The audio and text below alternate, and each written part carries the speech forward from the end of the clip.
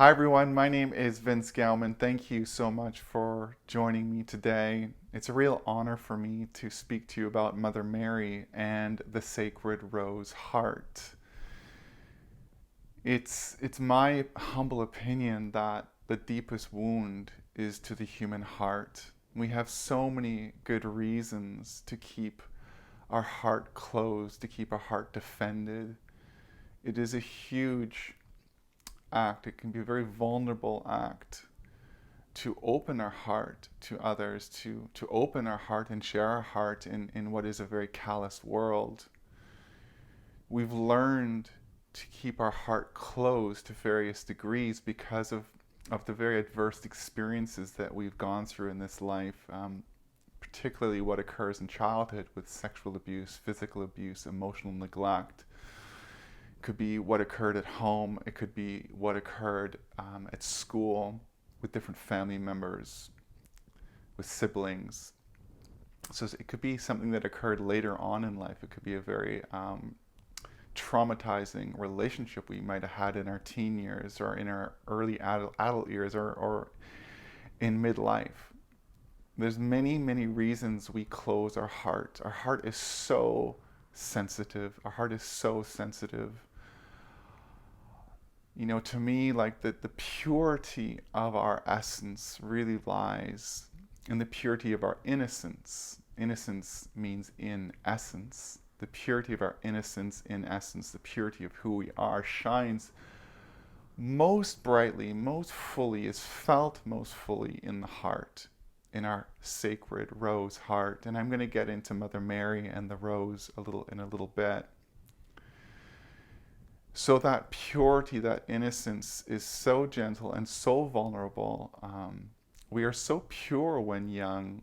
And then we are thrust into these very difficult, adverse experiences, and the heart just must close. It just must close to survive it. It must become defended.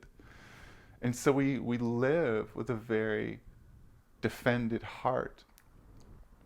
And so it can take a huge amount of courageous healing work, many years, many decades possibly, to open those rose petals, and not simply rely on our thorns, to protect ourselves. I've worked with many. I've done a lot of healing work on myself, and I've done a lot of work with ayahuasca, the plant spirit medicine, as well as mushrooms.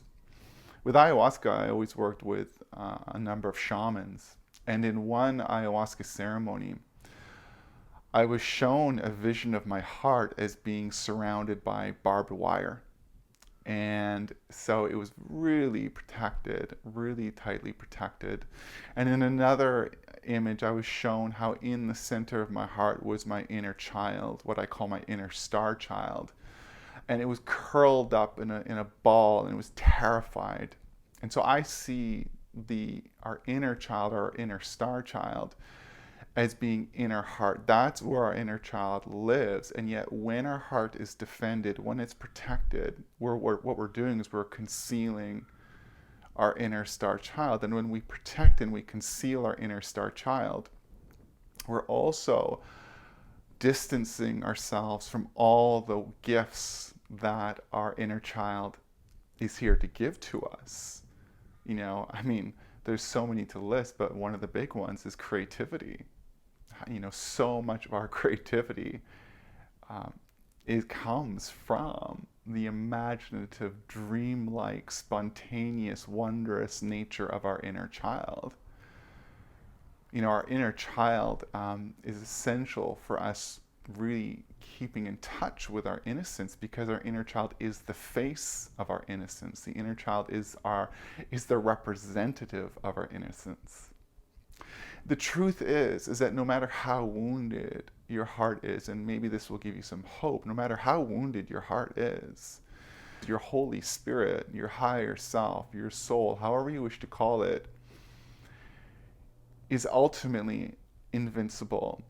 It's just that what happens is the wounding in us protects us. It creates a division, a barrier, You know, if we were to look at the words of Jesus, he talked about a house divided upon itself. So our house, our inner house, starts to become compartmentalized, and we start to become fragmented inside, and we split off.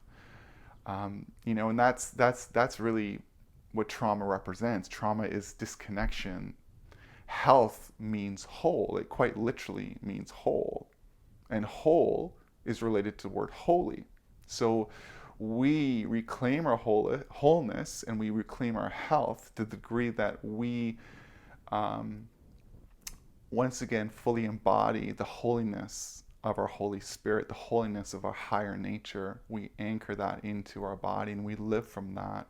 So healing is really a journey of transmuting or alchemizing the trauma imprints and programming that keep us separate from who we are, keep us separate from our inner child, and also rejoining us, reconnecting us to who we truly are, and thus creating a undivided house, a house that is whole.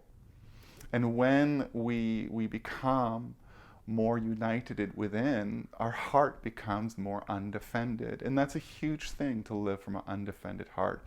A rose heart whose petals are fully unfolded, unfurled, open, whose fragrance is shared. And that's the thing, is that when we open our heart and we live from our heart and we follow our heart, we can really begin to share the perfumes of our creativity, the perfumes of our imagination, of our gifts, of our wisdom that lie in the heart. And that's really what we long for. We want that. So our purpose, our ability to live on purpose, is so directly related to our ability to live from an undefended heart, and to activate and fully integrate our inner star child, our inner child in our heart, and to really integrate the consciousness of our inner child with the inner parent, so that they are working in unison as one. So our inner child and the inner parent are working together as one. This Sunday, I'm leading another online ceremony. This one is called Mother Mary Healing and Activation. And in that ceremony, you receive a direct transmission from Mother Mary.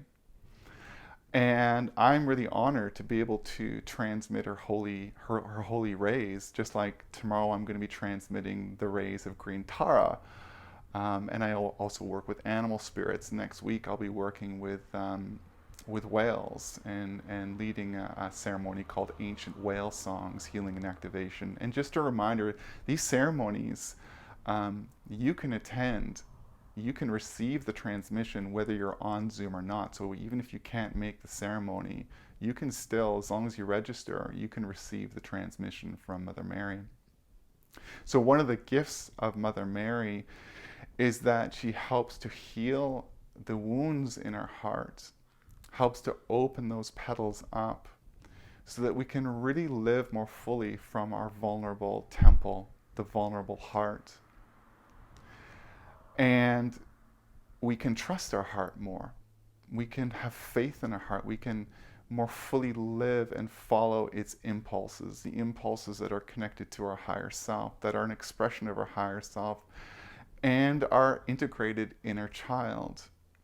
And the other thing that Mother Mary really supports is to help us more, is to help activate or integrate the inner mother or inner father, to really help that part of ourselves come online so that we can really nurture and bring to life more fully our inner child in all its divine, wonderful qualities, such as playfulness, spontaneity, dreaming, risk-taking, adventure. So it's so important that we have a healthy parental relationship with our inner child, meaning that we are there to nurture it. We are there to hold it, to give our inner child the experiences that he or she did not have, that we didn't have when we were children. I love wordplay. Many of you know this already, and one of the coolest wordplays that was given to me was during a mushroom ceremony that I did years ago. And it was this: when we reparent ourselves, meaning when we reparent our inner child, when we reparent ourselves, we repattern ourselves. When we reparent ourselves, we repattern ourselves. And reparent and repattern have the same letters. Have the same letters. There's an extra T in pattern, and I look at that T as standing for touch. Really putting our hand on our heart and really being there for our inner child. So I just think it's really cool that those two words have the same letters. And what does that mean? To reparent and repattern ourselves. Or reparenting means loving, nurturing, soothing our inner child, being there for our inner child, as I said, in a way that our parents were not able to be there for us. Saying, for instance, to it, it's okay. You know, those two words are just magical. They're just magical. I cannot tell you in my work, time of doing somatic therapy, how magical and powerful those words are to soothe. Just saying it's okay is just potent medicine. It's okay doesn't mean, hey, it's okay, stop feeling that. It's okay means it's okay to feel what you're feeling, whether that's fear or sadness or anger. It's okay to feel that. And when we say to someone, it's okay to feel what you're feeling, what we're saying, it's okay for you to be you right now. And that's what we needed as children. We needed someone to say it's okay to feel, and therefore it's okay to be you. Because if it's okay to cry, then it's okay to be it's okay to be you, because you are crying. You are sad. So if we were saying it's okay to feel sad, we were saying it's okay to be you, because you are afraid, you are angry, right? That's what we needed when we were young, is that validation. Another thing that we can say to our inner child in the act of reparenting is, I'm here for you. I'm here with you. It's okay. I'm here with you, and everything's going to be just fine. It's okay. I'm here for you. I'm here with you. Everything's going to be just fine. Another way of saying I'm here for you, which really we all long to hear at some point, is I got you. How many times would you have loved to have heard someone say, you know what, I got you. I got your back.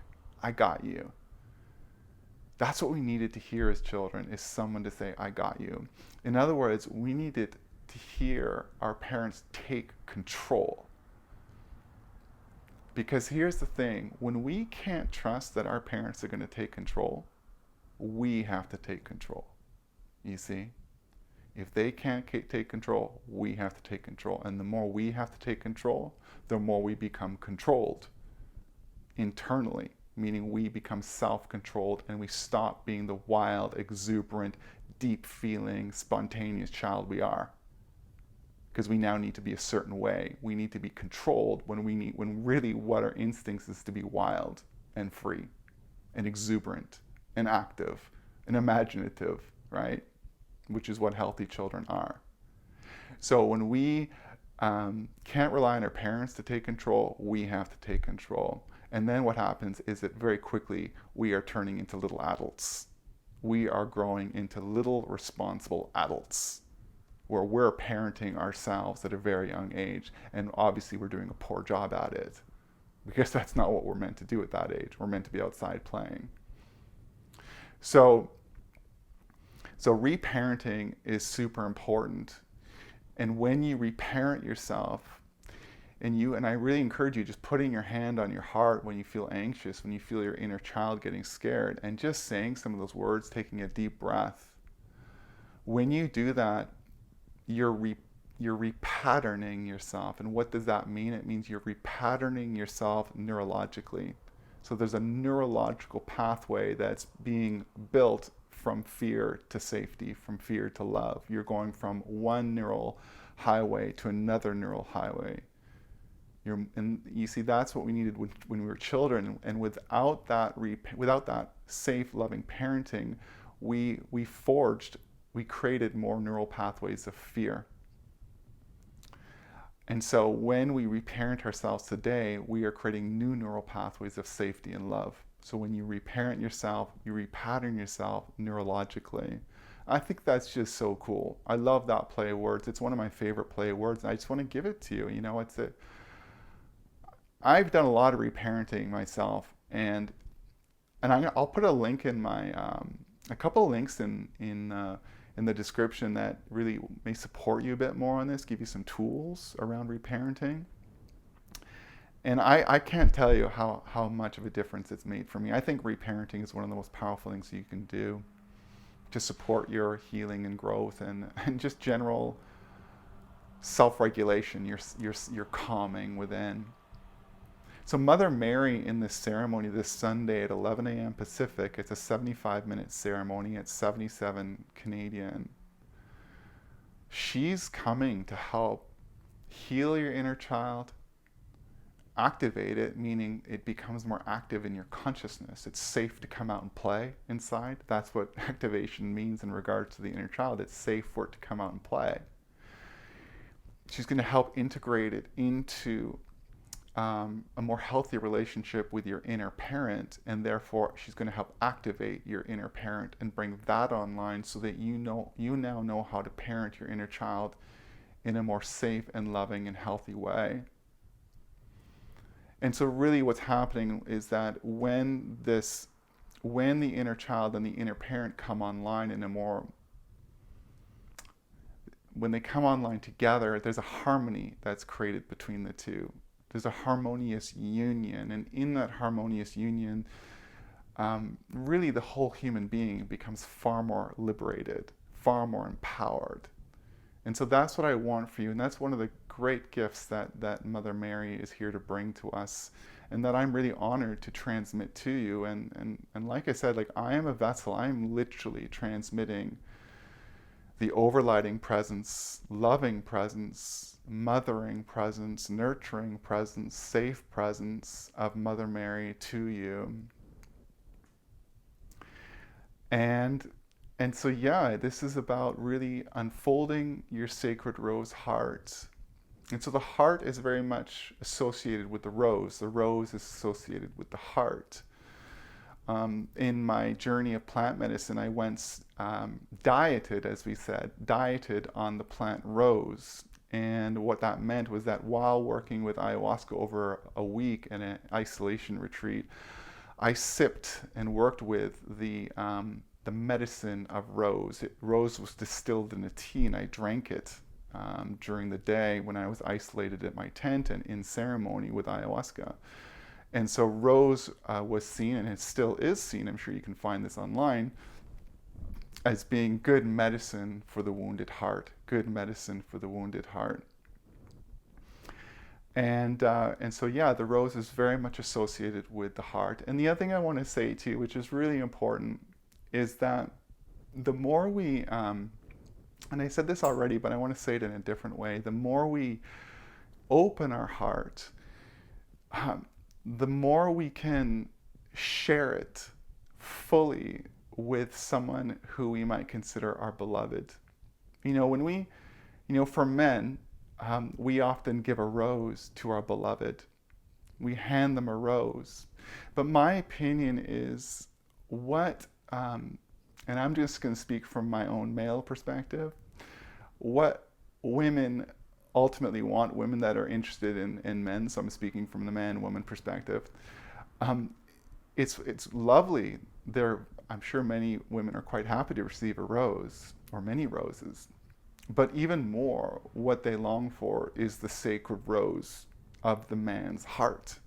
That's what they want presented to them. That's what they long for. They long for your sacred rose heart to be presented to them. That's the gift. And so often we give roses to women,